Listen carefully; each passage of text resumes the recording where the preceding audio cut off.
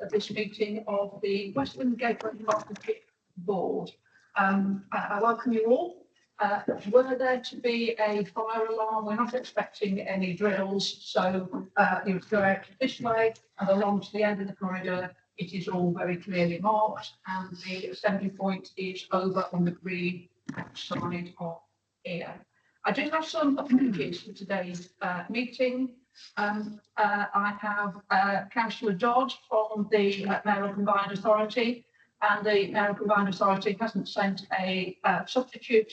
I believe that this is because they are in a pre-election period. We have checked whether or not we should go ahead with this meeting, but it appears their legal advice has changed since they said they should. So,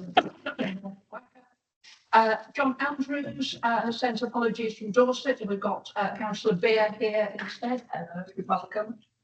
Samantha Howell has sent apologies from Wiltshire Council. We've got David Bullock. Hello, at the end. I stepped on my glasses this morning, so I've got very old glasses. That means I can see practically no one. In fact, I'm better off looking at them, I think. And we've also had apologies from Bella Fortune from North Somerset.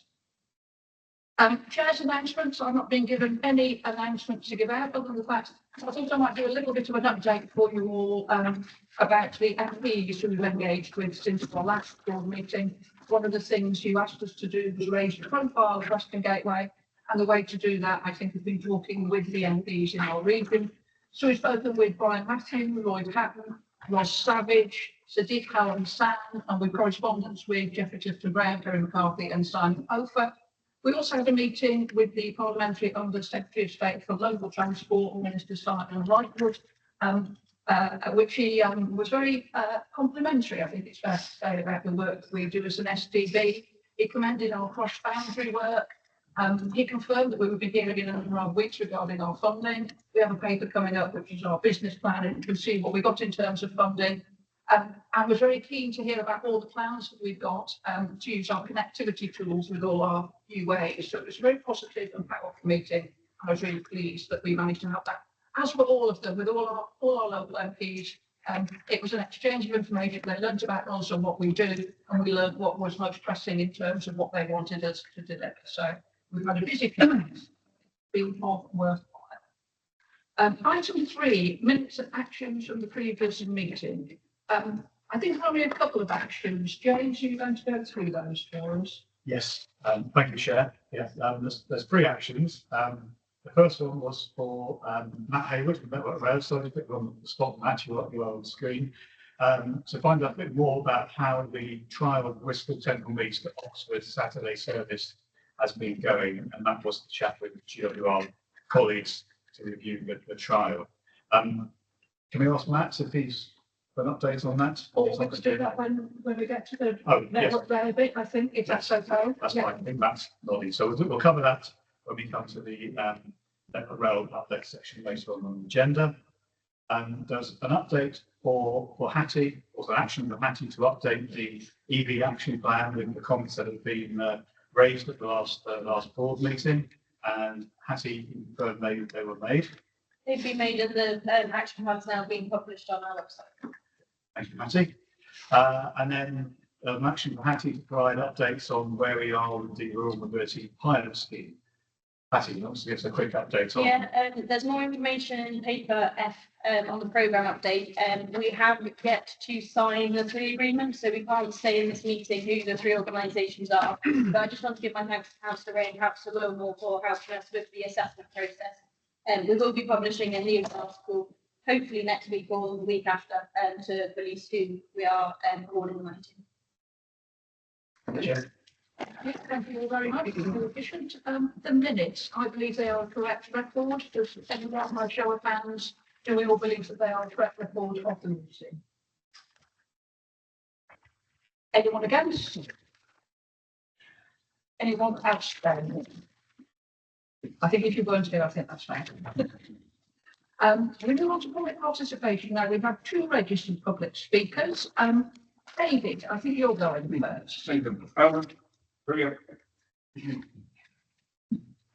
Have I asked you to tell me how to say? I'm sorry. Sorry. What I want to about is the integrated transport, really. The last few weeks I've been at various events invited by the DFT, excellent events by the way, common call. For a month in Bristol with them, also an event in Manchester, the STB, but also there the integrated transport conference, interchange. And we've had a lot of discussion around integration. Integration is where this government's going.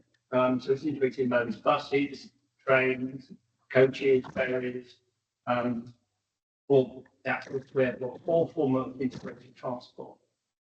So what I want to raise is obviously the very important issue here of making sure that we follow Peninsula, because obviously there's two handles as well, I find that. Here's the Peninsula humor.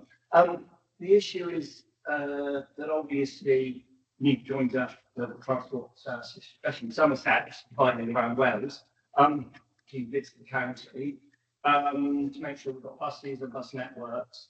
I'm on the coach forum. It was interesting to see if we're going to be able to do a coach service commercially between Cheltenham and Bournemouth. But there's probably a lot of work we can do. It's only on the issue of linking the Salisbury swimming service and linking the Bournemouth to Salisbury service and possibly the a service that goes from Cheltenham to Swindon. So that will need some collaboration like Transport for Wales. But the only body to do that collaboration is this one, really, until we get wherever we're going to go, combined authorities and the users debates still there. So buses this year, we need to follow Peninsula and make sure that we weave them in with the coaches.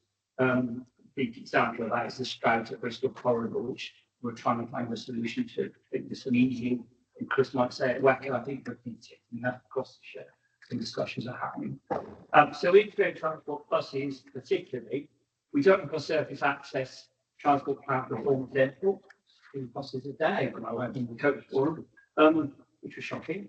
And we certainly don't have an access plan to the Port of Hull for public transport, even though we've got 2 new operators.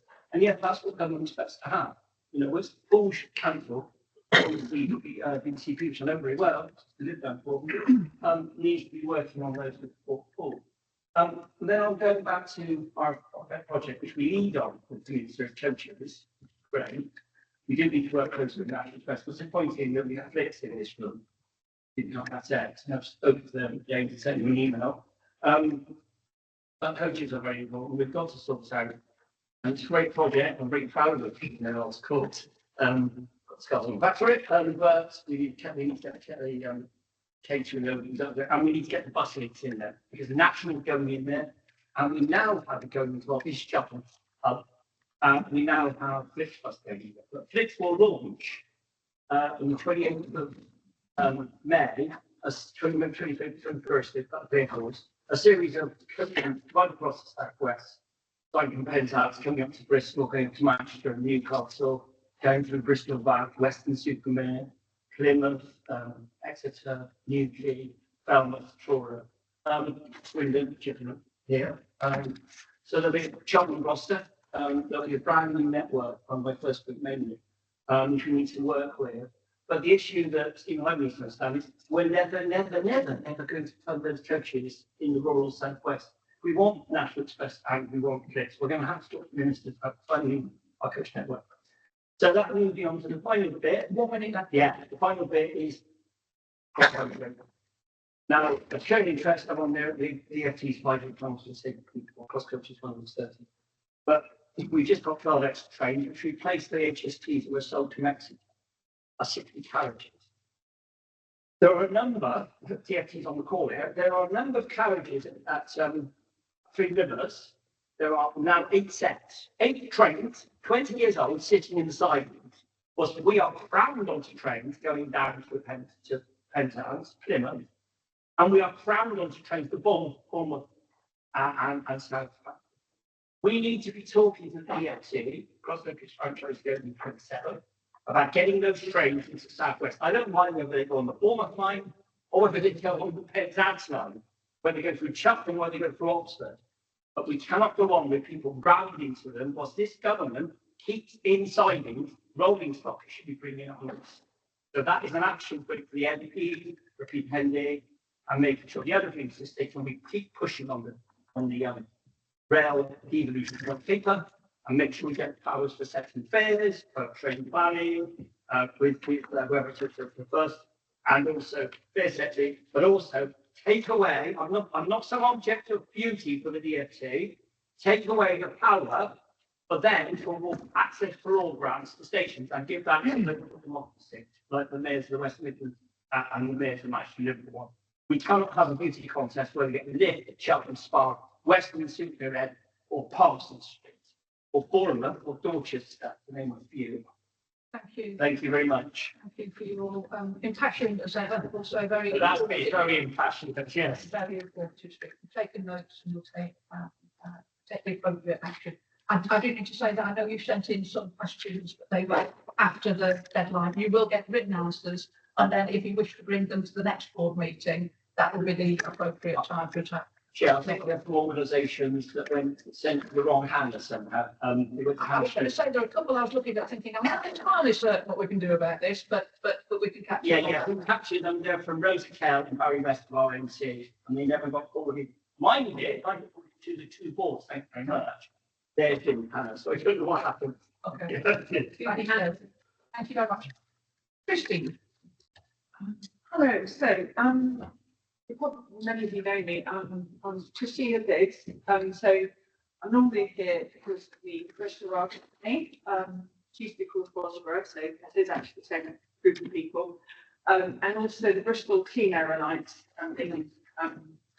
that was more recent.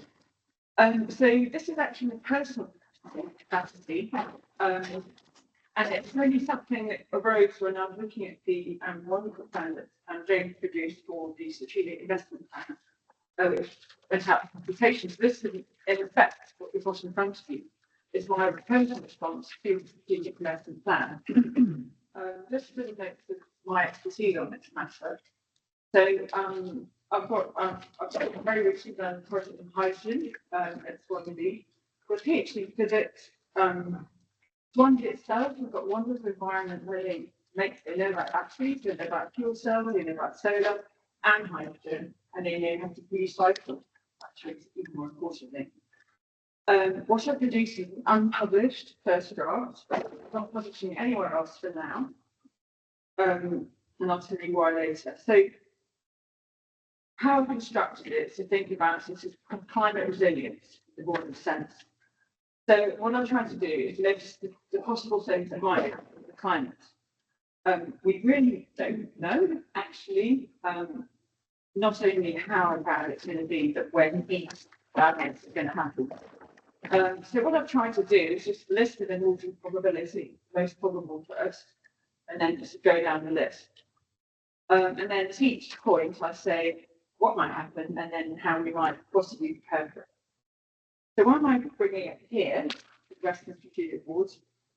I think it's because this region is the right kind of unit to be thinking about climate resilience.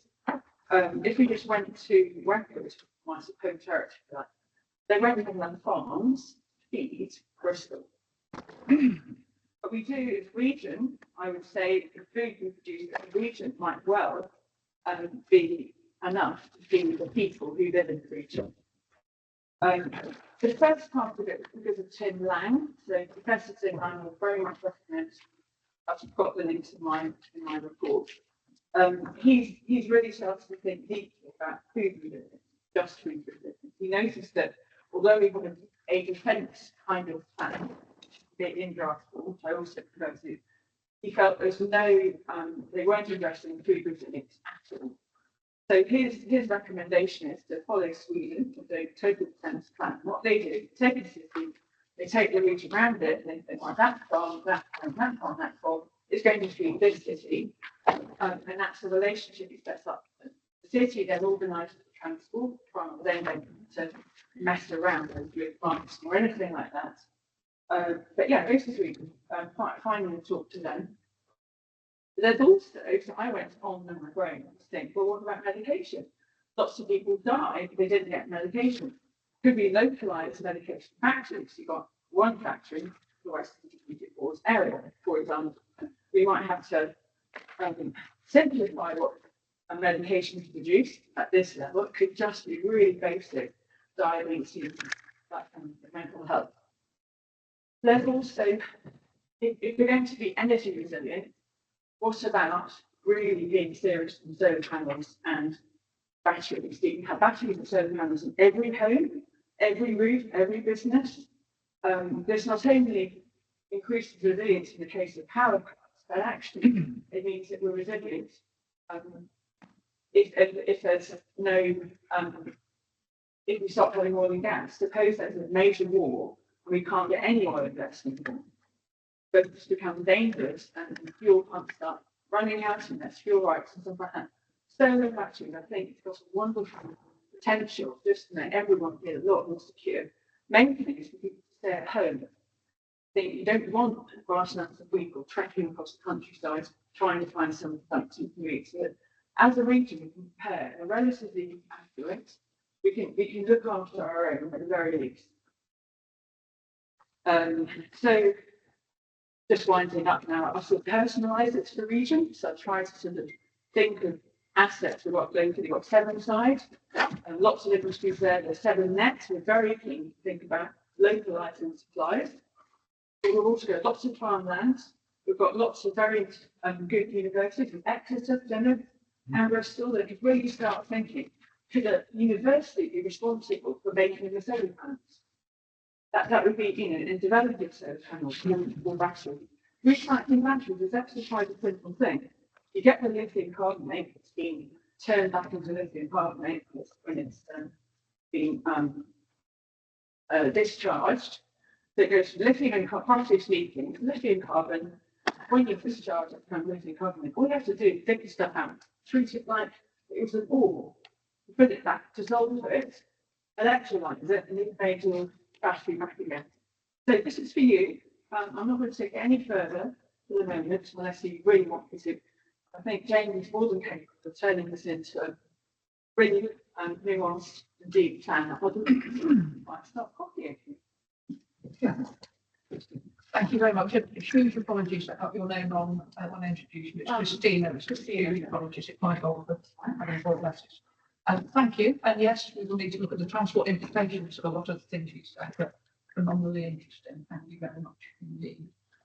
That is the end of our public participation, and we're moving on now to the matters that we've got in front of us for decision today.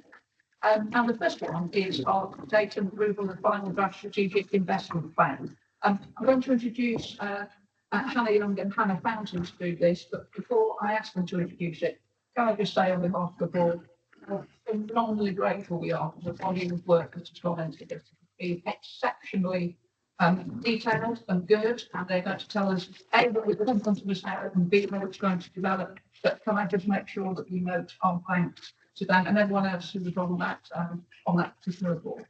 Hello. Thank you, Amanda. It's going my thunder there because I wanted to thank the officers and the project board particularly for a great deal more work than I took in personally. There was certainly a huge amount of effort around the project board meetings to ensure that this was produced in really quite a demanding timetable, which had very, very little slack in it. And I'm also pleased to see that it's coming under budget, which hopefully gives us a little flex in other things we might want to bring to the board. I just wanted to say a few words. We've discussed the purpose of the SIP before. It's so important that we have a list of prioritised investment proposals for the region that we've been into government. We've said that's critical at our meetings over the course of the last year, particularly those that we can support and advocate for as partnership together. I've been really pleased, particularly through this process, at the consultation that's taken place. And that I think we've been able to achieve a really good amount of that through engagement and consultation, not only with these members of our board, but also with the wider groups and individuals and residents who've responded to us. And I think that's brought forward some really excellent points, all of which have been considered in some serious detail by the project board. It hasn't been possible to address every point that was raised within the revised version of the SIP that you see before you today. But for those members who've looked at the consultation report, I think it's fair to say that we've been really clear about which can be addressed at this point and which will need to feed into our future review of the SIP. Linked to that, I did just want to particularly flag the new section 12 in the document since you've last seen it, which has now been included to reflect national or pan-regional issues that could have a significant impact on our region and that we might need to look at as an STB. And particularly picking up that point from one of our public speakers this afternoon, things like integrated ticketing and routing. And we've received in our business plan too, the focus on bus and coach connectivity. So that is reflected in SIP in this version. And really lastly, I wanted to also just flag, as we all know, we're operating in a very fast moving environment, a great deal changing both nationally in terms of national strategy development and in terms of our work flagged in the paper around the development and local growth. And that's meant it can obviously be difficult to reflect schemes in this document that are in development and those which are emerging, and to reflect particularly those relating to the strategic road network. So following feedback from members of this board, we've strengthened section 7, which I hope now explains our support for regionally significant schemes, even where they weren't possible to include within the prioritised list that forms the wider part of the document. We know, and we've discussed previously at the board, we don't want to have any delay in producing a SIP. We see many other strategic transport boards that already have those. I'm sure none of us want to get left behind, but we do strongly, I hope, make our commitment to review and build on the SIP in 12 months' time. It needs to be, as we've discussed, a living document. So there are several recommendations in the paper today to approve the final strategic investment plan for 2025 to 2035, with of course the caveat that I've said, we're going to review it in 12 months' time. If we do need to make any small updates, to defer those to the project board so that we can go ahead and publish the SIP in its approved form. We're recommending to promote the document in May, as we've got a number of elections currently ongoing across our region, and note the recommended plan for future updates and action, particularly that around making sure that we continue to review it as a living document and take forward those actions that have been flagged with us, particularly for members, about how to develop the methodology as we go into that process in the next 12 months.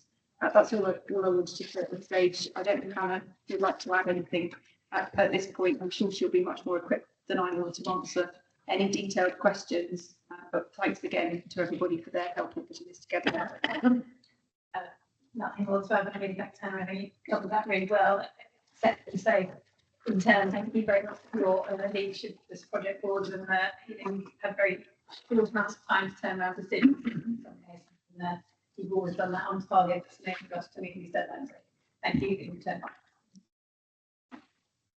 Thank you. Has anyone got any comments or questions? Thank you. Yes. I echo the comments. It's a really good document. We need to get on with it and have a strategy. And I'm really keen to understand how we sort of think about the forward plan to what we'll consider in 3 years' time. Certainly for us, one of these schemes wasn't quite ready to be incorporated as priority, but obviously it's our top priority, not least because it's mentioned by the member of the public in terms of access to the port of call. So there are other things that are not there. But let's go on with it. Thank you. I agree with those comments. It's an excellent piece of work and those are further on. And I think it's actually thinking about the way we integrate transport as we about earlier on. I just got the pound size because there seems to be things in there which is increasing bus frequency. So created a 6, which is more expensive than decarbonizing and providing the rail network. But just wondering if we could delegate to the project team just to have a quick another look at those pound signs and make sure that we're happy that they are reflects the common assumptions across the region. So some of them just look. I was wondering what it actually meant, because some of them looked a little bit. Is happy with that? Yeah, And I think that's covered under our recommendation to small updates and required and delegated to do it. So I think it's just a reminder to you. But as you say, if you want that to be part of it, I think it's well read at this point. Anyone else got any other? I just want to echo the comments that we've been gaining. I'm pleased it's a really comprehensive document, and it'd be great to get it over the line. Clearly we're in a very fast-moving sector, and there have always been progress items such as the publication of the enforced Dorset study and Wiltshire's LTP4, all of which will, be reflected. Just to comment on the fact that we did tweak section 7, which I thought was an important tweak, and particularly in the light of the emphasis that the current government is placing on housing and economy. I think it is important that we keep the big schemes that when we're looking at them, we do look at the housing delivery as one of the things. And obviously sustainable housing delivery, and that we don't deliver houses in places that's not sustainable transport in them. This is all built in. Those big schemes that have been considered in the past, and many of which are listed there, including Junction 10 on the M5, are well on the way to getting actually delivered, hopefully. So a good document, covers a lot of ground, and it emphasises the fact that it covers a lot of ground, demonstrates just how important transport is and how much needs to be done if we're to achieve the kind of outcomes that we want in terms of sustainability and economic growth and housing. Well, I said everybody, I agree with everything that's been said, and I think we've done the perfect thing. We've got a document that I believe we're now going to be able to adopt, whilst accepting that it needs to be a living document, and things are, in fact, they have already changed slightly since 4 weeks ago when it was first published. So it needs to be continued replicated, but it is of real value. And again, thank you to everybody who was involved in putting it. Have I got anyone who's going to sponsor the recommendations in the report? Thanks very much. Now, anyone prepared to second? Over there, lots of bands. By show of hands, can we adopt the 4 recommendations in favour A, please? I believe that to be unanimous. Thank you very much indeed. Now, moving on to favour B, which is the approval of the business plan. James, I think this is to you. Thank you, Chair. This business plan is a slightly updated, tweaked version of the plan that we went to this board back in October. The Department of Transport offered STVs an opportunity to submit revised versions of their business plans. There was a deadline on the 21st of January, so that fell between the December board and this board. So we did submit the revised and slightly updated business plan by that deadline, with the proviso that would come back to this board for approval. Overall, it is fairly minor changes. The programme stays pretty much the same, with that focus on rail and freight, rural mobility, and coaches and regional centre of excellence work. It's set out in summary in table 1 and in more detail in appendix 1. It could have been a little bit clearer on the regional centre of excellence side of work. That's part of the purpose of regional centre of excellence is to very much support the local authorities going forward with their revised housing forecasts, the opportunities presented by the National Planning Policy Framework figures. And we've done some work at the moment as part of our regional centre of excellence on that, and the intention is to continue that into the coming year as part of the business plan. So we will continue to develop that regional guidance and support for planning for our local authorities, as well as supporting the integrated national transport strategy as well. So apologies, Chair, that wasn't as clear as it might be. In terms of that programme, it is largely the same. One of the proposals that is being put forward in the report is that we bring more work in-house. We do rely on external consultants to quite a degree. We are a very small team, and we have, it's fair to say, been quite stretched over the last financial year, particularly with the strategic investment plan work. So in table 2 in the document, there's a proposal to appoint, table 3 rather, proposal to appoint a new data officer and a new transport officer. And the data officer will provide that technical support, particularly around the modelling side and GIS whereas the transport officer will be helping to support the expansion of the regional centre of excellence work that's just been mentioned. In terms of funding, I should have mentioned it right at the beginning, we did base the business plan around 24-25 levels of funding continuing into 25-26, which effectively is a grant of 816,000 from the Department of Transport, and then 180,000 made up of the £20,000 for each of the 9 priorities. I'm very pleased to say that a couple of weeks ago, we had our funding confirmed. It is going to be at the 24-25 level, so it's £816,000 grant, and we've just had our grant determination as well. So we're very grateful to the Department of Transport for that continuing funding. In the letter that came from the Secretary of State, she did set out 3 key areas for the STB to focus on.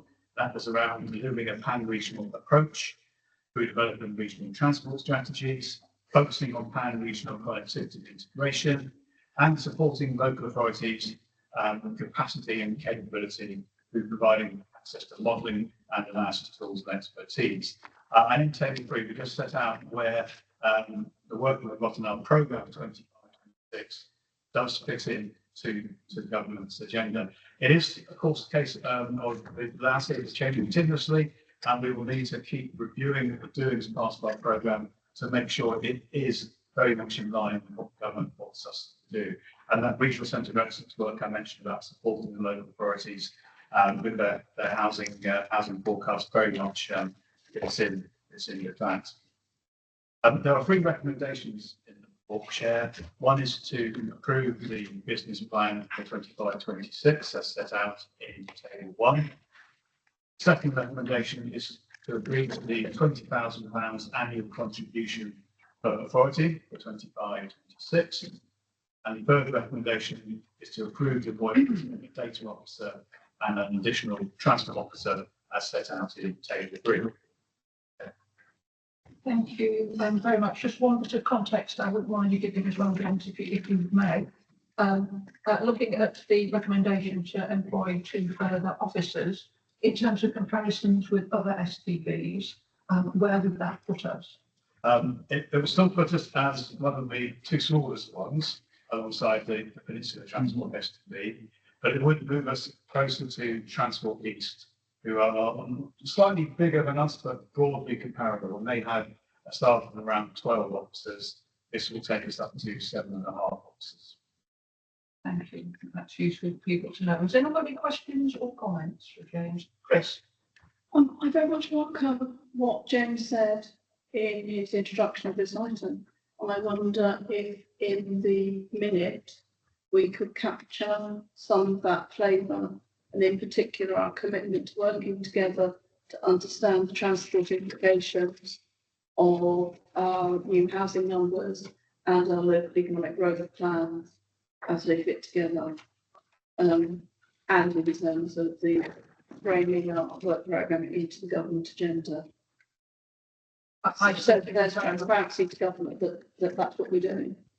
I think A, it's key for all of us as UAs to have that forefront of how we're looking at our housing numbers, and B, it talks to what the Secretary of State has been saying when they gave us the funding. So I think that's a very good suggestion, and definitely would take us on board. Any more questions or comments? I just want to comment specifically that I think those posts are really good value for money, particularly for smaller authorities like the one that I represent. And certainly just looking at how those will be allocated, I really welcome the focus on bus. I think, there's a lot of work going on around bus, obviously, but working across boundaries can be quite difficult at times, whereas clearly we've got people who are trying to cross those boundaries on a regular basis. So I really welcome that. I think it's a really positive step forward. And I just wanted to flag up how useful things like the EV charging data and the carbon assessment trailer could be. And I hear that's in use and operation in my own authority. So I think sometimes it's not always visible in these sorts of papers, the broader impact those things are having on the work that we do as authorities, but I do see it as really important work, and definitely giving us a level of nuance in the way that we do things locally to be able to adjust how we spend our limited resources. So I fully support that. Thank you very much. I believe that we are doing particularly well in science at carbon, maybe not. Yes, the carbon assessment playbook tool, Western Gateway has had the highest take up of any of the other STBs. I think we had 180 odd, 180 odd people signed up to it. Single partner authority and also quite a lot of Gloucestershire private district for that down creation. So yeah, I think that's twice what we've done next. But I think that's a success story that we deserve to shout about a little Yeah. bit. Yes, so really good. Okay, going back to the business plan, can I see someone to propose it? Hannah, thank you. So, Ed, lovely, thank you. All those in favour, please? That is unanimous. Thank you so much.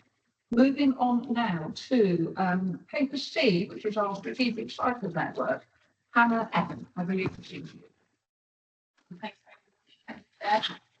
very much.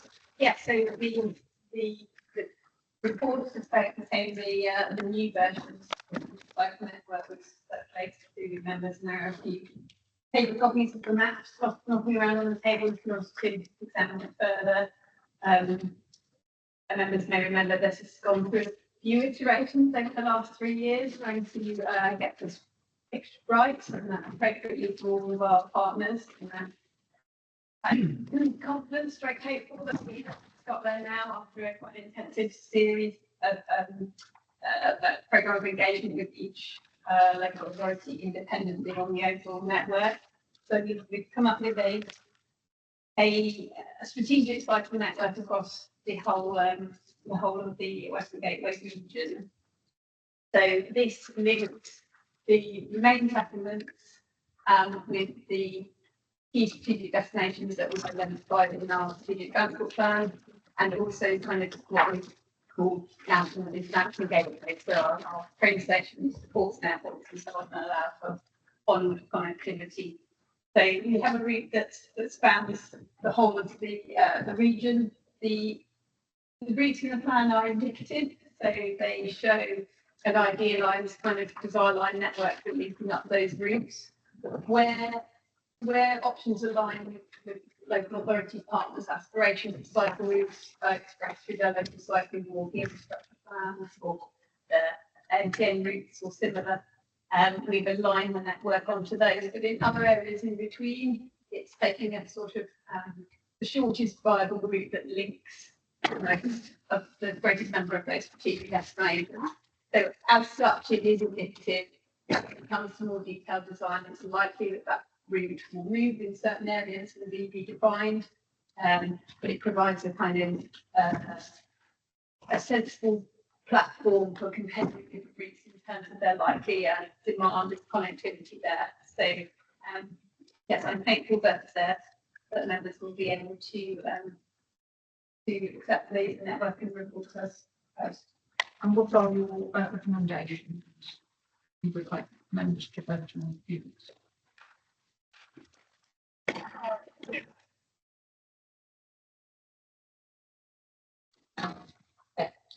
It is to approve the cycling strategy for publication and defer approval for any minor changes to the senior officers. So, I'm sorry, yes. no. So that's what we're being asked to do with this paper in front of us. Thanks very much, Hannah. Anyone got any comments or questions? Thank you. Yes, it's much improved, and thank you for all the iterations and listening to the comments we have. I guess I mean, again, just a bit like the set really, I think it's a point of time. Because I think for me, there's something about the quality of routes that we're providing and not recognising that because there's a line along a certain route, that's done, job done. Because many of them are really variable, and actually they might be suitable for leisure routes, but actually meeting or not getting between destinations for the emergence of e-bikes and scooters and the other mobility. So I think hopefully the next iteration should look to that. I think your comment about being the best, shortest viable route between the destinations is a consideration, even when it's consistent with sometimes they are just shorts okay, so it's goes to get some progress. And again, apologies about getting your name wrong. I really need new glasses. That's all I have to say. Chris. Yeah, David. Just a couple of things. I think you mean delegate approval as an on the recommendations rather than defer approval, which suggests we're not going to approve again to defer to taking the decision to approve. But we are delegating us the ability to approve on changes. And on we have the typo on 2.1. It says 10 or more, when I think it means 10,000 residents or more, rather than some financial qualification of those particular residents. And the only other thing, so I like the report, and I think it's extremely encouraging and well worked through, and I like the fact that Gloucestershire jumps on the top of the list, obviously, high school. But I also think it just illustrates the opportunity that there are lots of these routes which are quite short and connect up important individual settlements.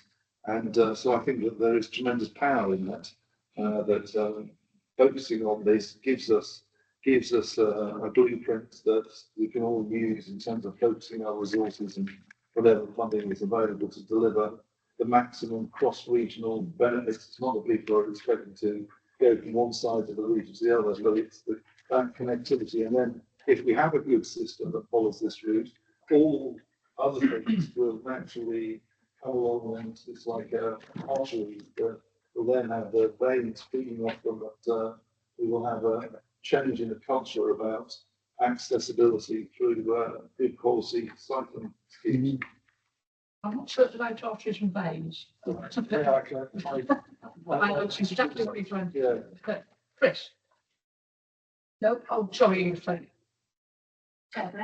Yes, of course you can. I'm sorry, something I should have said in the introduction, which was the main report does still need a few tweaks. It needs some improvement of the layout, and there are a few typos in the main body of the report. So those do need to be made before it goes to publication. It doesn't meet successfully feasibility standards for a publication yet. So I should have slightly adapted the payment to ask for approval, but with those improvements in mind, and there are those small elements.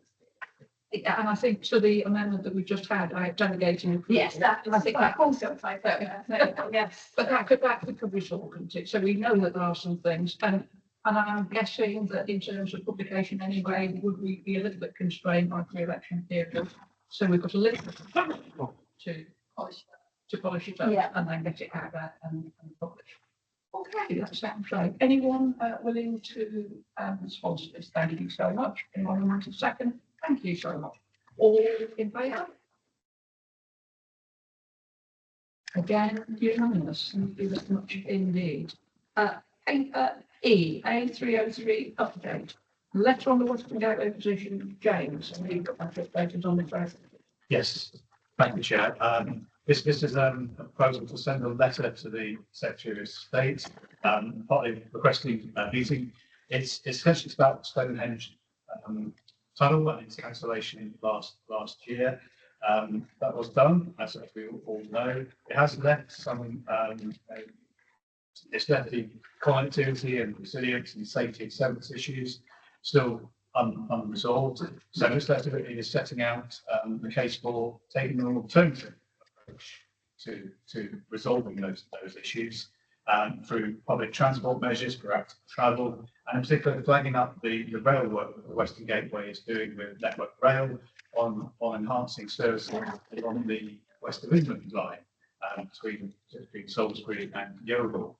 The West of England line is the parallel rail route to the A303, so it's an opportunity to flag that up with the Secretary of State to make the case that this could be very much part of an alternative package to the cancellation of the Stonehenge tunnel. I should stress that rail is not the only answer. It has to be seen as part of a much wider package.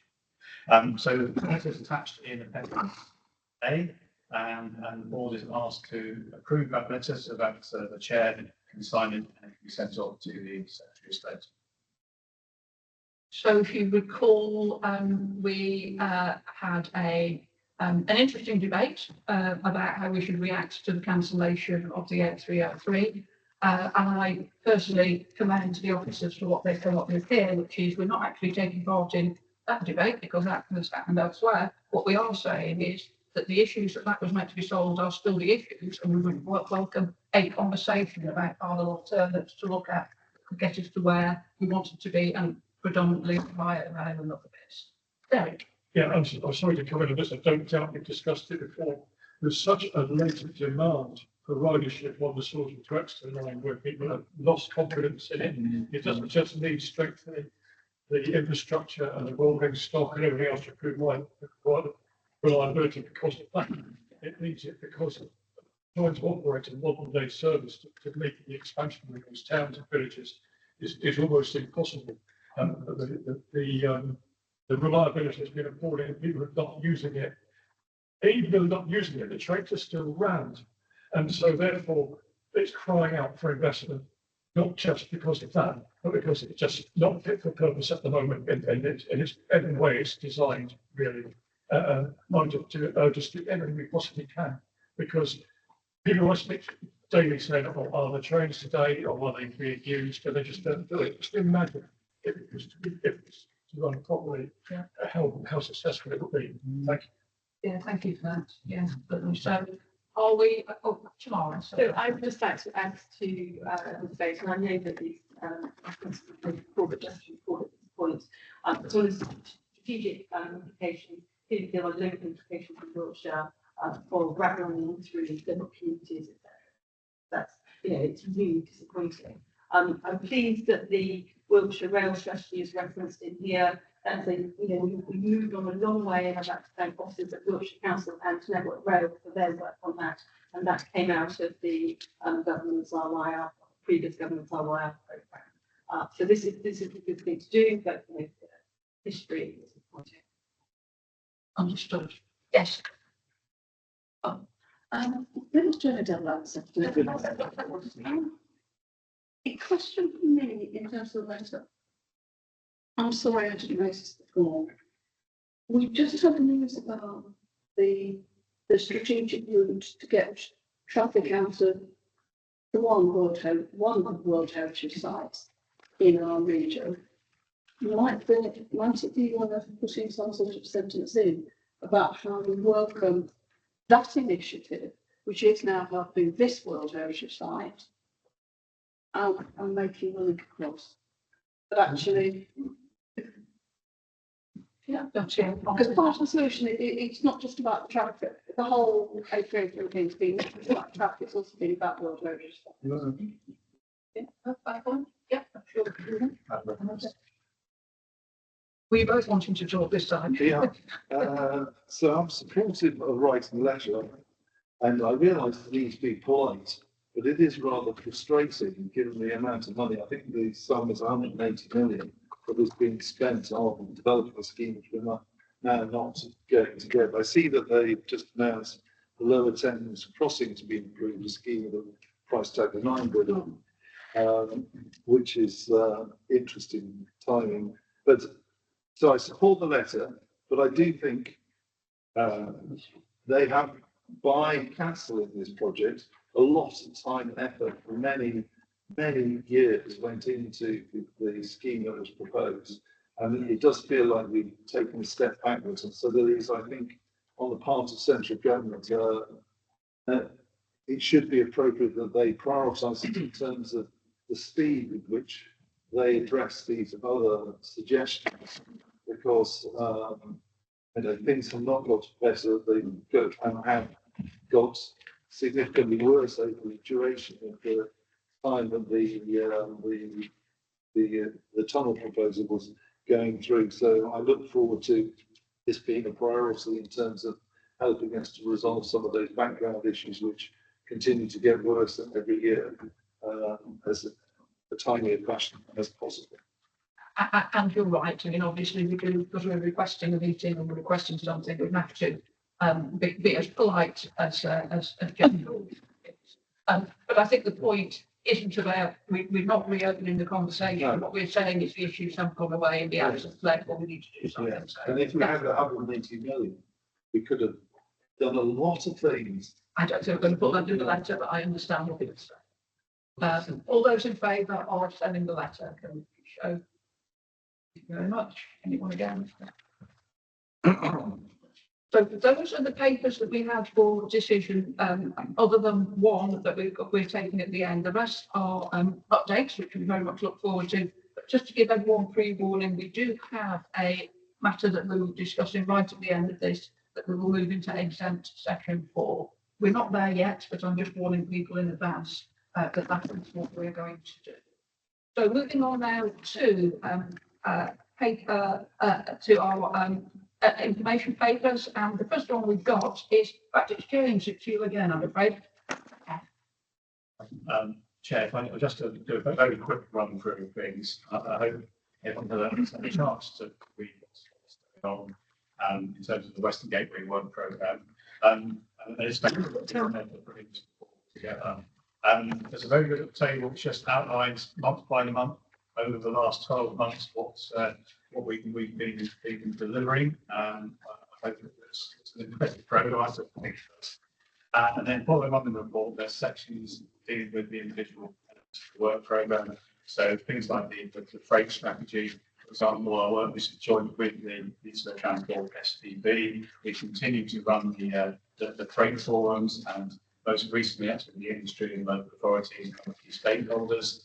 And most recently we've been doing a series of freight awareness workshops as well to raise awareness amongst the members, but also amongst officers as well about the importance of planning freight. Rail strategy work, I mentioned the heart of that sort of West of England line work. Matt and Joe are probably going to say a bit more about rail later on, so I won't steal there on the. But what's also going on the Dorset Metro proposal for an extra train hour along the south coast. Electric vehicle charging, as you mentioned, the action plan has now been approved. It's up on the website, and we've got the EV officer forum as well, and roll out of the electric vehicle charging infrastructure tool. Coach strategy. David mentioned the coach forum that took place here in the Guildhall a couple of weeks ago. We continue to work very closely with the coach industry. Very encouraging work that's going on. And we've also got ACON doing more work on the 3 strategic coach corridors that were identified as part of the coach strategy. And whilst yes, there were some issues about whether or not they're going to be viable, the question of funding was quite rightly raised. It's looking quite promising for that coach work. And as an STB, we at the Peninsula, we are the only STB doing work on coaches. To stress that. Very quickly, in terms of the fields for freight, we've now finally got the tool for identifying locations for hydrogen refueling and electric vehicle charging. And we're looking to develop more going into next year. And then the regional centre of excellence work, which I mentioned in the business plan, which does include as a young fellow doing work on buses. We haven't done much on buses now, but it's very much an area we do need more involved in. We've all been borrowing quite heavily from the other STBs, so we're doing work on buses. Their work. And rural mobility, and as you mentioned about the grants, we're almost on the point of announcing who the successful applicants are. Hopefully to look to do more rural mobility pilot grants in the coming year. So sorry, Chair, that was a very quick run through. Thank you. And also I know other members of the team have been working on bits of it, so thanks to all of you for the work you've been putting in. Anyone got any questions or comments?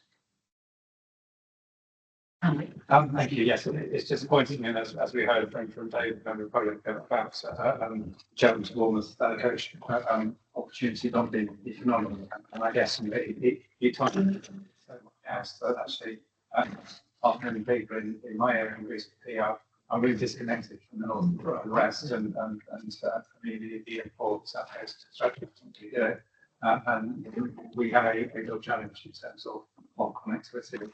Not least all these new fancy coaches all going down south west. Right. I just wanted to raise that study of the electricity coast up. If that's very even finalised yet, so that interim kind of line suggests that an end-to-end coast across that route might not be a feasible proposition. But we haven't yet actually reached the end point of that study and applications. I would want to put that out there as a done deal, but it's a work in progress still to look at. It doesn't stop there if that's not feasible. That's not the best solution for that route. Looking at what could be integrating a different longer distance bus routes or maybe upgrading them to different ways to make that longer distance journey more palatable or using buses. So there's very much an interim result as opposed to being the final output. So. Thank you. I think it's systematic of how difficult those journeys are. I made it this morning. You know, it's not easy for people to choose sustainable options. Yeah. And if we can't do commercially, then we must do something about what we can do. Yeah. Just briefly, if I may. In recent weeks, we've seen the demise of several community car and voluntary sector transport schemes in our really rural areas with the hospitals and whatever they need to do.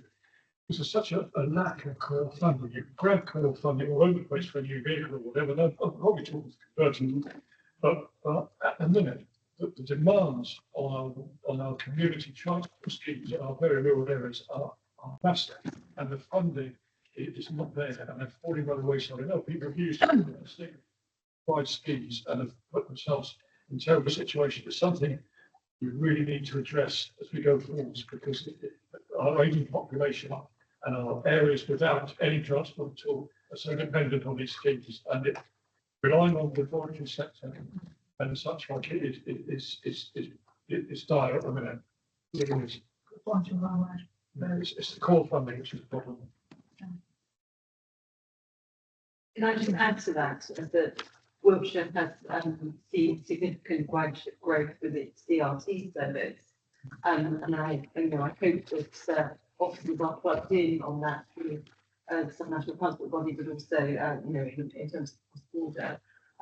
We are using some of our visa funding to do a bus service review, and we expect that all of our fixed timetable buses will convert to DRTs, and which provide in many cases services to permanent commuters that have not had a bus service for some time. So I do wonder, and it was very sad that volunteer-led community transport services may cease. I would encourage you. You're seeing the issue to be the core funding as opposed to the ability or willingness of volunteers. Well, the volunteers are there and such like. It's just a matter of keeping the things on the road. Okay, well, sorry, was that you, Cindy and Chris? No. Well, we will note that and then move on to the finance update. Yeah, thanks, Chair. The finance report is like program report, which is for information only. So I'm going to take that paper spread. As the paper summarizes, we started the financial year with total grant of 950,000, as James earlier said, with the total spend to date just about 900,000, which include some of the committed spend that we have for individual work streams. The paper sets out how well we're doing with each of the work streams to date. As it says in the paper, especially technical expenditure, it does not spend effectively on the first financial year. As a lot of spend happens once work is being done, is completed, or at the delivery of key milestones to ensure that the quality of work is satisfactory. So we're seeing spend picking up massively as we kind of approach the end of the financial year. Majority of the invoices coming through right now. The aim is to kind of utilize the budget for this financial year. However, there are some other spend that we're seeing within each of the work streams. So what we tend to do is to, due to the work that's been done in-house, so we're kind of seeing some underspend there. So what we're doing then is to take that underspend to the risk contingency report. So we add that together because we're obligated by the Department of Transport to do that. The recommendation for recruiting is to note the financial position to date. But the next board, we're going to come with the end of year kind of closure reports for that to be signed up. Thank you very much. Can I ask a quick question? I should know the answer to this. The underspend, if we end up with underspend at the end, do we roll it on? Do we go back to the DFT and ask for an extension to how we can spend it? How does that work? We do roll it over to next financial year, and then how we must reserve if our comfortable ready. So prior years, we have some reserve underspend, which is in the reserve port right now. So we can, the intention is to add that to the reserve on current that we get that with them. Questions from that, or shall we note the report? Thanks very much. The fact that there aren't that many questions right now shows what a good job you're doing on it. Because normally finance creates lots of questions. So thank you very much indeed. Okay, we're now moving on to our associate members, some of whom I believe are online. I take you in the order that I've got you here. So we've got Ben here today. There we are. Hello, Ben. Hi, Chair. Thank you very much indeed. Thanks very much. Good afternoon, everyone. So updates from DFT at the moment. Integrated National Transport Strategy roadshows. All of those 11 roadshows are now taking place. All went extremely well. I went to the Bristol session. That was very, very engaging and a really productive day, full of enthusiasm and participation. I understand that's been the case right across all of those events. So that's been really good. Next steps in the process. The team is currently in the process of analysing over 6,000 responses which we received for the calls for ideas, and that's also alongside the feedback gathered at the regional roadshows as well. Once that's completed, they'll be working with ministers to share the findings and agree on the structure and content of the strategy itself. There'll be some people's panels as well, so they'll continue engaging with internal and external stakeholders as the process moves on, and the drafting of the strategy itself will take place over the spring and summer. The team is also specifically engaging with seldom heard and underrepresented groups through the people's panels as well, including young people and those from a diverse range of backgrounds. They're in the process of finalising the plans for those sessions at the moment. Those are going to be held virtually, and there'll be an update on that fairly shortly. There'll also be some policy roundtables as well, and the plan is to have the strategy drafted by, or published, I should say, by the end of the year, so probably sometime in the autumn. That's the plan at the moment. Great British Railways update. You've probably seen that a consultation and passenger watchdog to give passengers more of a voice have been announced.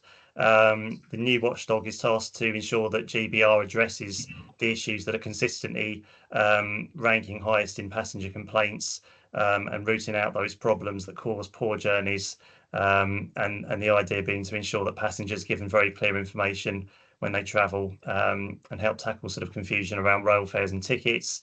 Alongside that, from the 6th of March, passengers across England are now able to see how their local train services are actually performing.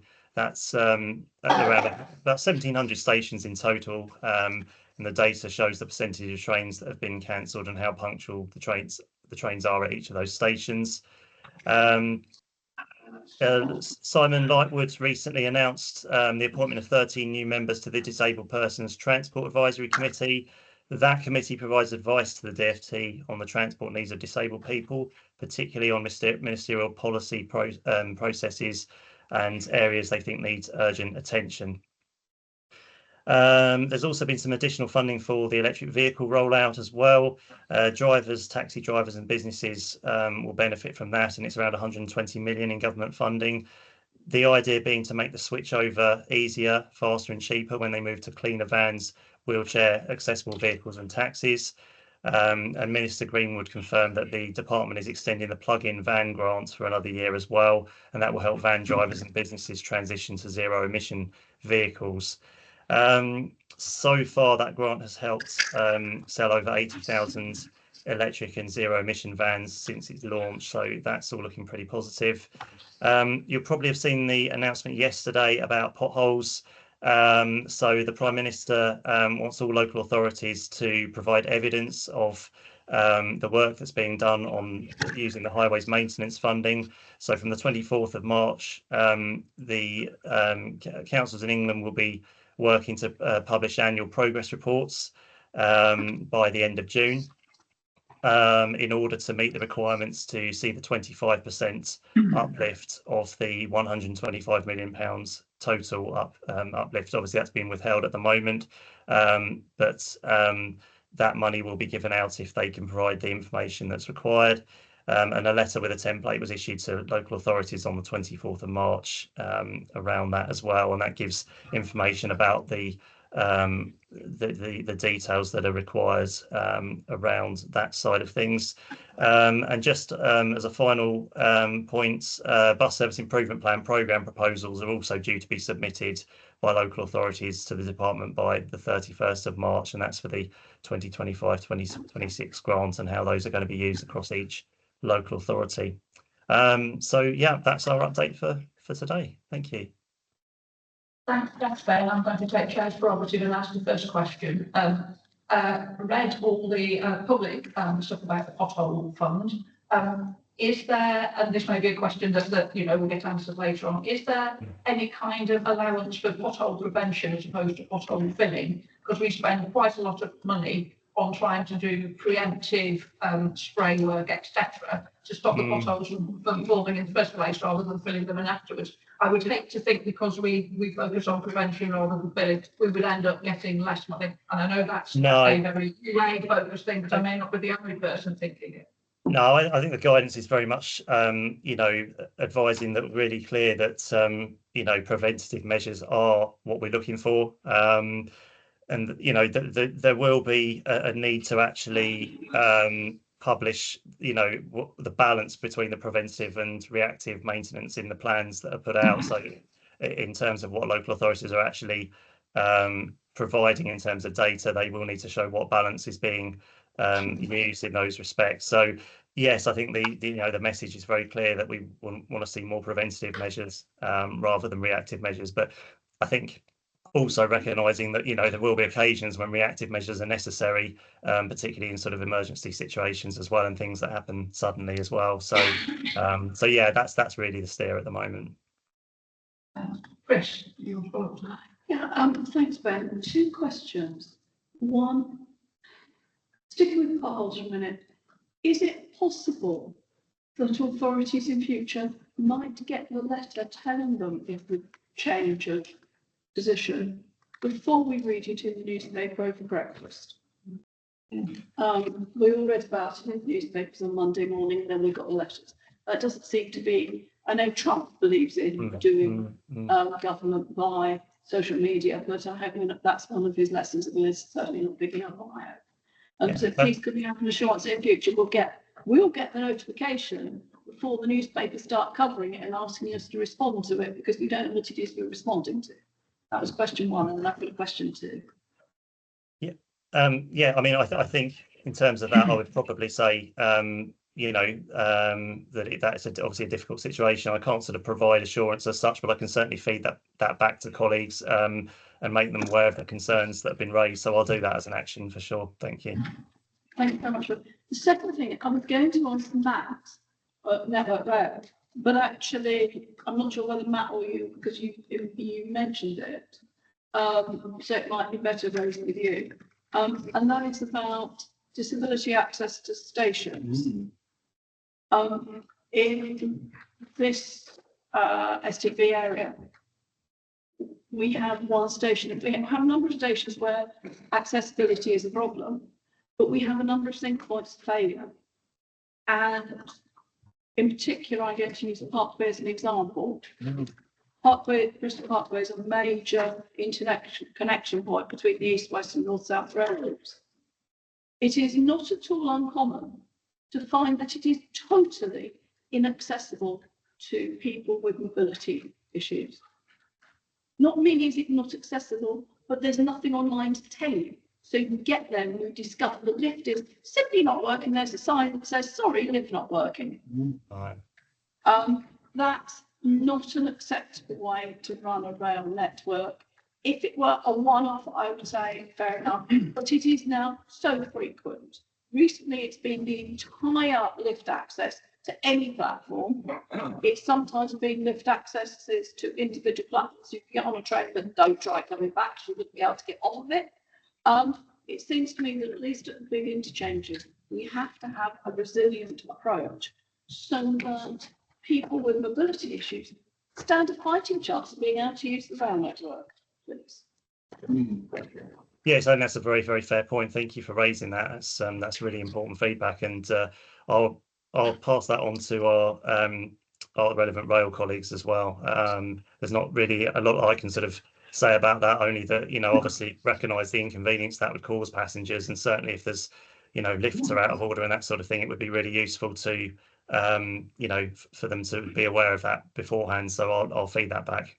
Thank you. Ben, it's not about inconvenience. I'm sorry. This is not about inconvenience. Oh, the Wi-Fi isn't working, how inconvenient. Oh, the heating of the train isn't working, so I have to keep my coat on. Oh, the buffet isn't running, so I won't be able to get a cup of tea. That's inconvenience. This is about our basic Equalities Act duties to residents to enable them to use the public transport network within this country reliably and confidently. That is a fairly fundamental obligation, and I'm really worried that we're failing pretty consistently to deliver that. And if you and Matt could take that back through whatever challenge you have about this, not as an inconvenience, but as a fundamental right. Yeah, happy to do that.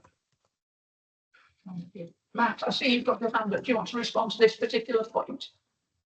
Yes, thanks. So I agree that isn't acceptable. I didn't know that. I hope that someone in Network Rail did, but I will make sure that somebody does.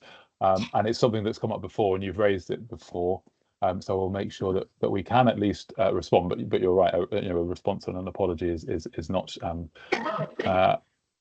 enough. So let me assure you that I will escalate that point within Network Rail. And the thing that I would say, and it's a bit of a microcosm of the whole issue, it shouldn't be for the people who are unable to use the system to complain, but nonetheless I would urge you to do so as loudly as you can, so that we can get that kind of thing, the right degree of profile and response, because I think it must have been 12 months ago that you raised that previously with me. So I apologise for that, and I will take that away.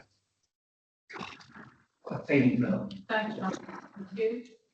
Any more? Yes. Thank you, Chair. Yeah, this again probably is between the two, between Ben and Matt. It was I was really concerned, and I suspect other members of this were as well. I don't remember the very long email that made a very simple point, which is that simpler train ticketing shouldn't be about increasing of getting railway line, and in particular, there's anything passengers rather for the rail operators or the state rail operator, it should be about enabling reduced costs and journeys. So it was the idea that if I travel locally, I need 20p extra for the return trip compared to the single trip. We should be reducing the price of the single trip so that you're paying about the same for the return trip and not the other way around. And I understand that some of the rail users groups are raising real concerns about the LNER area, sort of the East Coast Main Line, where that's coming as a 2-year trial. And whether that malaise is going to spread to the rest of the network. And I strongly support what was said in a very flowery and difficult way, that we should be trying to see the benefit. Germany reduced all their train fares, I think 30 euros for quite a considerable period, to get people on the route, to get people to sustainable travel. What is GPR going to do about doing that? Is there any influence that we as board or others can bring to bear, or that as you said, the customer's voice, the passenger's voice is going to be Ben, Matt, who wants to take that? Matt, you still got your hand up. Apologies, I didn't intend to still have my hand up. I wasn't able to fully follow the question either, I'm afraid, so it's a bit of a slippery response, but I didn't hear enough to be able to answer. I'm sorry. No, I must admit, I did find that a little bit difficult to hear. There was some echoing going on, but I think you were talking about sort of simpler fares in terms of the journeys and so on. I mean, that's something I would have to feed back to colleagues on the rail side, so I'll do that. But perhaps it'd be useful to have that written down in the minutes so that we can sort of take that away, because I think both myself and Matt really didn't sort of completely hear everything from that question, I'm afraid. Okay, well, as Andy said, I think we all received an email. I think what we can do is forward it, and then if you could look at it and give us a reply, so we can then add it onto the minutes. So we've got it here, yes, because it's not bad if you can't hear the questions properly. Is that all the questions for Ben before we actually move on to Matt's turn?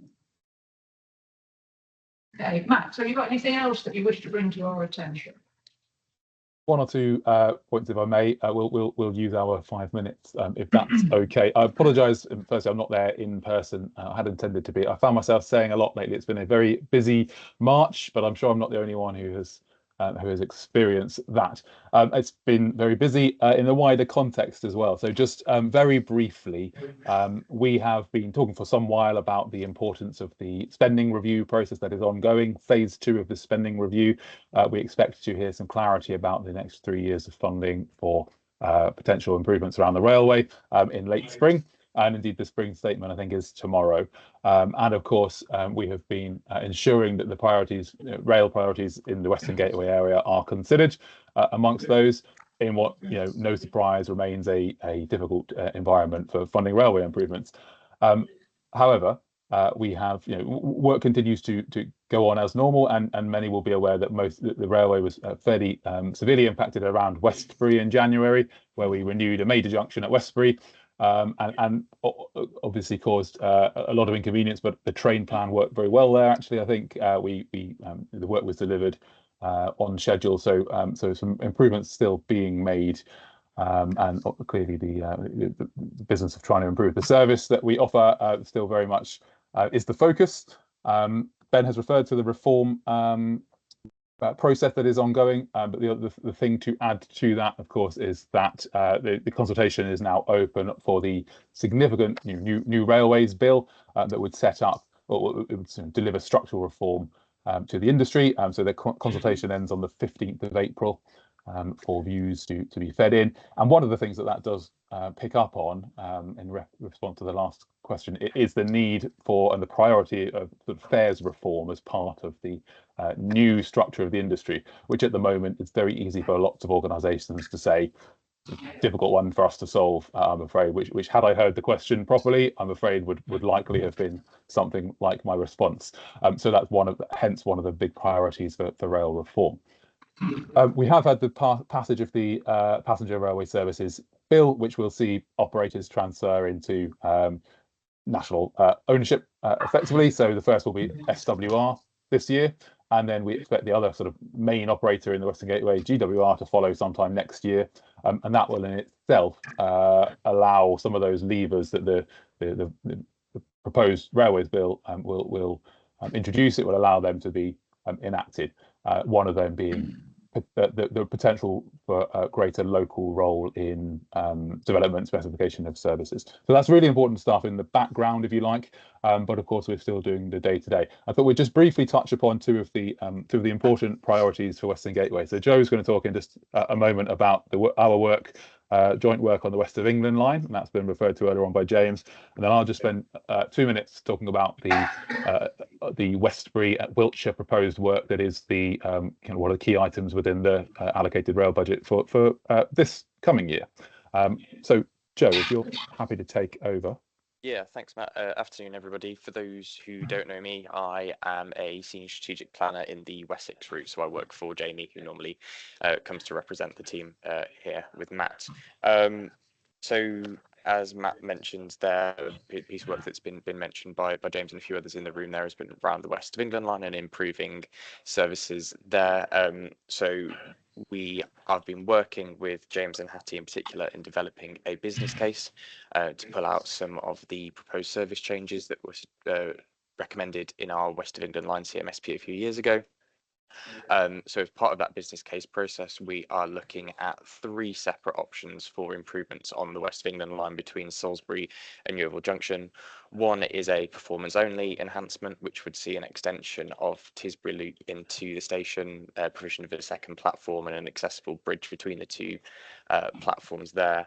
The second option would be an additional service. That would be an extension of Salisbury starters and terminators out as far as Yeovil Junction, but with no changes at Tisbury Station.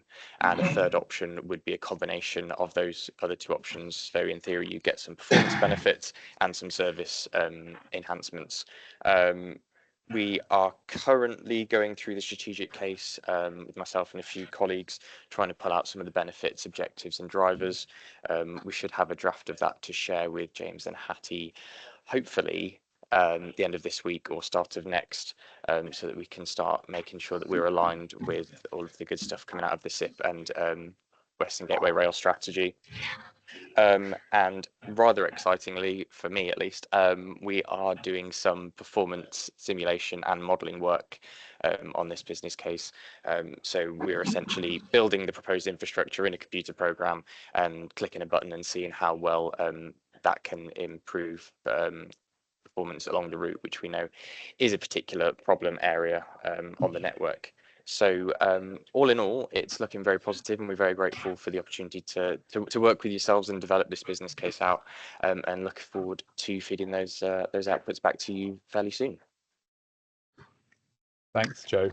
And that offers a bit of a blueprint for the work that we're agreeing on, particularly on Westbury, an additional platform at Westbury, and as part of the wider Wiltshire Rail Investment Programme that many of you will be familiar with. And obviously sits at a critical kind of juncture within the Western Gateway and within the railway, the Westbury area, and we've therefore identified that an additional platform at Westbury Station could help us deliver an hourly Transwilt service, so a kind of north-south service within the north part of the Gateway area, an hourly connection between Westbury and London as well, which would be, I think, a significant benefit, and indeed support the regular hourly path on the Heart of Wessex line down to the south coast. So if you like, the north-south main line within the Western Gateway area. All of these things point to, Westbury and the need to alleviate some of the constraints there.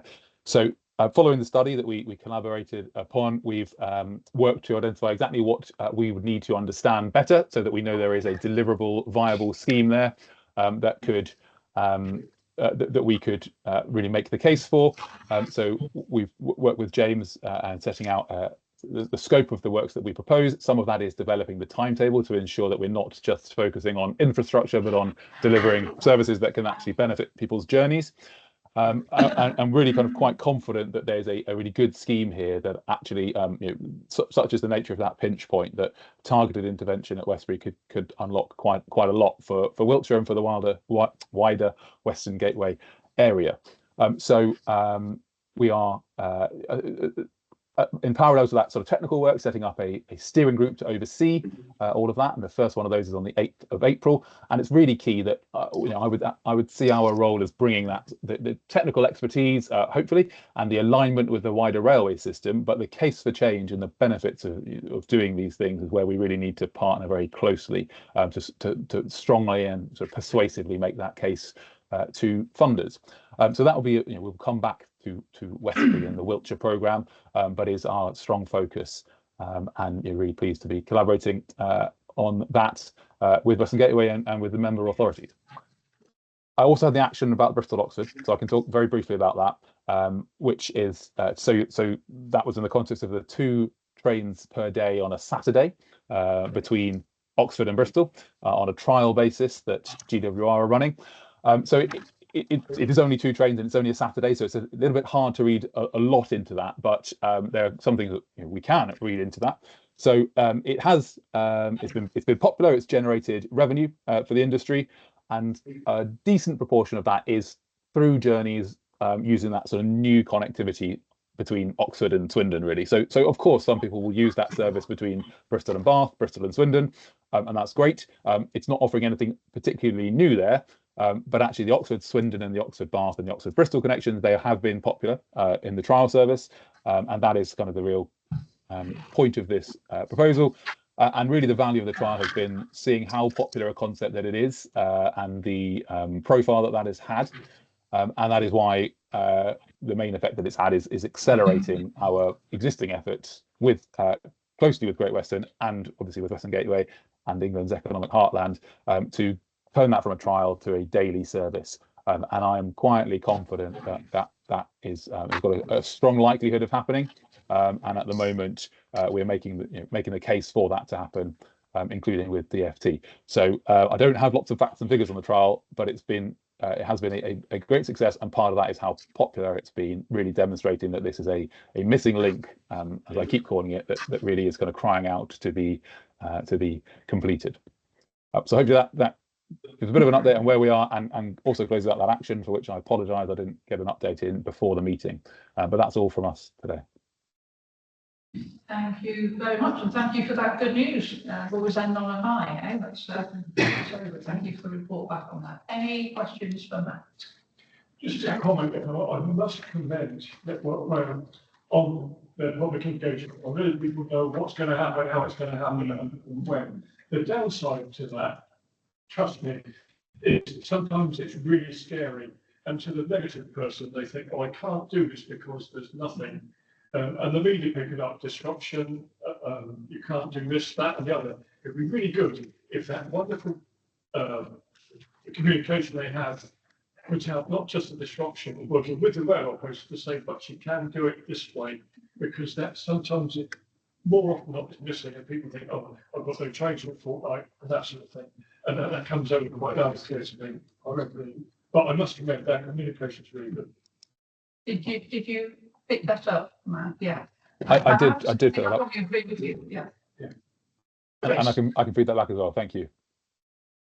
Matt, during the conversation before the meeting, we were talking about, you know, that lovely video that GWR did about the neurodivergent people getting to, I think it was Chippenham Station.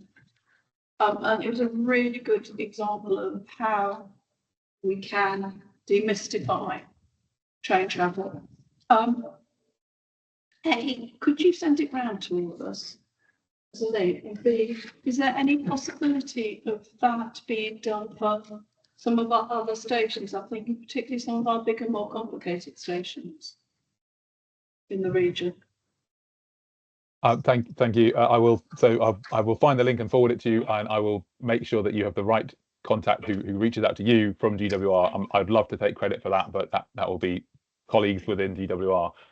However, I suspect that they will be very pleased to hear that feedback, and we'll see the value of expanding it as well. So I will find the link, share the link, and make that contact for you. Thank you. Thank you. Oh, I know a couple of people got to leave because they've got to crash their trains to get home. There you go. We've got customers. Moving on. Alyssa, we've got Alyssa. I'm going to sit today. So it's Richard Leonard, National Highways. Good to see you all. I'm the Network Planning Director. I want to give you a bit of an update on a few things, and then talk about Dorset, and then talk about why. So, DFT colleagues, again, as part of the announcement on Potlands, there was also interim settlement announced on National Highways. So the interim settlement sets out the activities government requires us to do in 25-26. So it sets out a framework of what we're doing around renewals, what we're doing about enhancements, how we're doing designated. So things like in store, 417, and things like Chipping Warren Partnership last week, and extension to that. So a broad range of activities for next year, but importantly, it also sets out and confirms a multi-year commitments. Well, there is, and I think that's quite important to some discussion today. So we're expecting the autumn that to be announced, to be confirmed, and it will be informed by the spending, informed through the spending next step government will take. But I was also taken by your point as well about wider government policy around housing, growth. We've got lots of activity that will inform the so industrial strategy, construction strategy, transport plan guidance. There's a whole range of things which are going to inform. There is. As part of this, we collated evidence as part of the original consultation, and that evidence is still valid. But what I do want to say, and I do want to sort of commend the board, is the production of this report, the strategic investment plan. Really critical in terms of the evidence that will go into the race. Really critical, I think, as well, to present that evidence to the government about what this region wants, what this region needs in terms of its connectivity strategy. And I was taken by Chapter 7, the regional infrastructure investments. I think that was really great to see a list of what priorities are. And I can confirm that many of those schemes we continue to take development work on. We've got plans in 25-26 to do development work on that. I know there are schemes across the region on the M5 Junction 9, M5 Junction 12, Dorchester Junction that we're taking forward. So that was really good to see. And I also want to say the M4 Dorset publication, it has been shared with ministers. and we were keen to release that report to members because it forms part of the discussion around the longer term strategic planning for the region. And as you know, the report sets out the preferred route, but importantly, it makes some decisions, recommendations going to how we treat the A350 North, but also investments needed within the mission through that north connectivity. So just set up package measures. I do want to say as well that I met with the officers on Friday. We had I do want to say it's a collective effort. There was lots of special highways. It's not just about national highways. We had some really good conversations, actually, but good conversations around recommendations. And I think it's really important to reflect that those haven't been governed. We're already thinking about those recommendations and how we deliver risk free. So you've got the traffic junctions reference there. You've got improvements in solvents free. You've got thoughts around what we do around A46. So there are plans in place for risk free. Fundamentally, what we were talking about on Friday with officers and today is how do we create a roadmap, a flight path for those recommendations to be taken forward. And it's an opportunity. It's a real opportunity for this board to say, this is what we need for our connectivity. And this is, we really welcome them for Dorset, and this is what we would like government to sort of consider in the risk. I just also want to say that SIP provides a bit of a counterbalance because then also is very much on the high risk, but it recognised that wider context about the rail improvements for the A303. So it was quite useful actually the SIP setting out that broad mix because it's not just about rail infrastructure, it's about much broader than that. So that was the key things I wanted to say, and also I did a lot of work on it. Too late, by the way. I've already written something. What else have we got? There's things around the same plan. But lastly, I do want to say that you know, from National Highways, we really value the work of SPs, but we really value the work of everybody involved because without that, we can't always make the best recommendations and the best sort of pitch to government about what the issue is. So I want to thank colleagues for that. And I think, you know, I look forward to working with you on the risk. Fingers crossed, November, October, we get some that's really positive, but I think it's an opportunity to work through that. And I'm here as well, if anybody wants to chat, we have also a bit more feedback. So I will hang around in case anybody wants to ask me specifics. So that's where we are. Thank you very much indeed. And I think I can say on behalf of the board, it's mutual. The fact that we've got a good and open working relationship, probably at UA level, we certainly have at UA level where I am, and the board, it helps all of us. So it's mutual. Thank you so much. Yeah, really, it's a question asking you.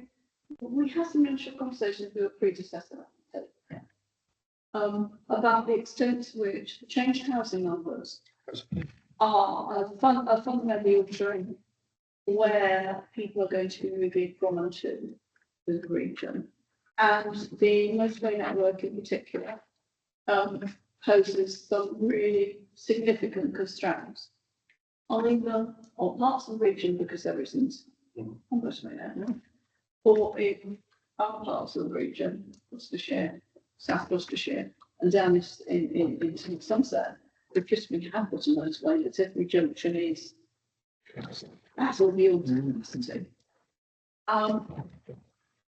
I think I'm trying to understand how you heard our SIP discussion. We've had to bring forward this SIP before the authorities have worked out how they're responding to those two new government imperatives.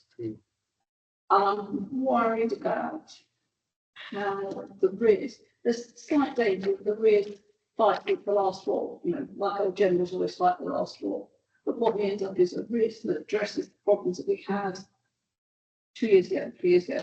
We've still got those, we've got a whole shed load more. And I want you to understand how we had some conversations with National Highways officers and saying, this is really innovative. Nobody's ever come to us before at that really early stage of blue sky thinking, rather than the technocratic, let's work out the exact numbers in this junction type thinking. How do we resume that conversation at the blue skies level to work out how the motorway and major road infrastructure fits into all of that, please? Particularly because you've got imperatives of government funding that may not fit the other timescales.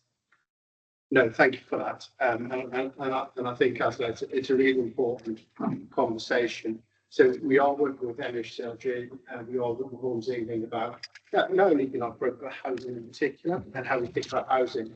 It's part of the narrative around industrial strategy. There's lots of guidance being developed through local transport and most importantly, vision and validate how we make sure new developments are the most sustainable it can be.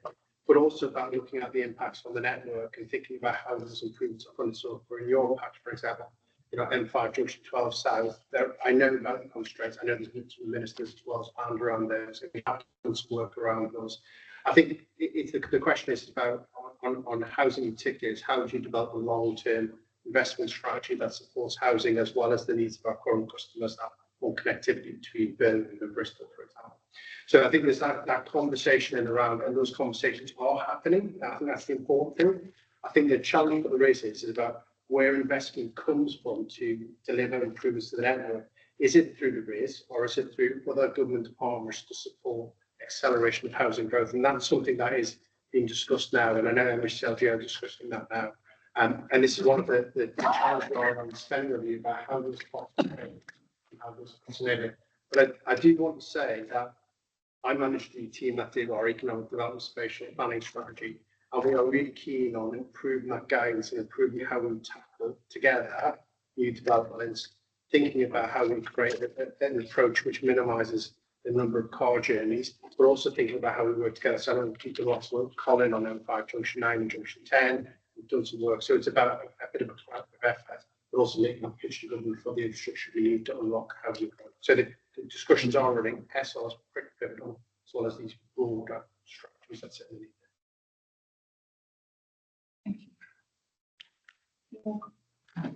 Yeah, I'm probably going to have to make a quick one because I need to get back to Paul tonight. It's really about the informal stuff because it doesn't do it for me.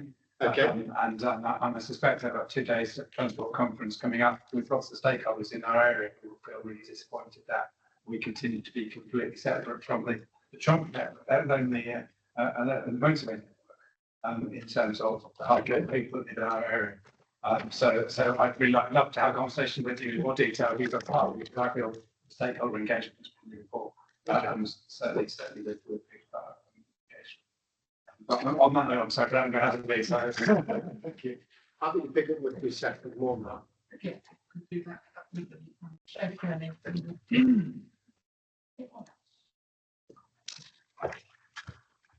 No, thank you. No, thank you. Indeed. So moving on to our last item of the agenda, I think I'm meant to read this out. The recommendation is that person public be excluded from the meeting from the following items of business under section 108 of the Local Government Act 1972. On grounds that they involve the likely disclosure of exemption from majors as defined in paragraph 3 of Schedule 12A of the Act, named as financial or business affairs of persons standing for the provision of county public services of the Combined Authority. And in both cases, and in accordance with section 36 of the Agreement, was making Act 2000 by virtue of the fact that the public interest in maintaining the exemption placed public interest in disclosing the information. So if I could ask anyone who's not a member of the committee, is that the position? Thank you very much. I think we'll ask you as well. Yes.